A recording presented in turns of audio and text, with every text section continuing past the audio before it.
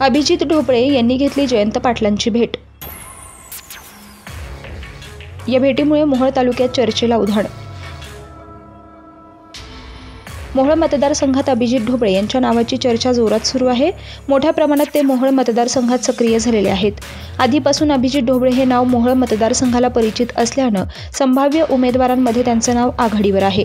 अशातच आता मंगळवार दिनांक 6/8/2024 रोजी ॲडव्होकेट श्री अभिजित ढोबळे आणि श्री संतोषजी दामोदरे यांची राष्ट्रवादी काँग्रेस शरदचंद्र पवार गटाचे प्रदेशाध्यक्ष आणि माजी मंत्री माननीय श्री जयंतजी पाटील साहेब आणि सोलापूर जिल्ह्याचे मोहोळ विधानसभा मतदारसंघाचे पक्षनिरीक्षक शेखरजी माने यांची सदिच्छा भेट आष्टा येथे झाली।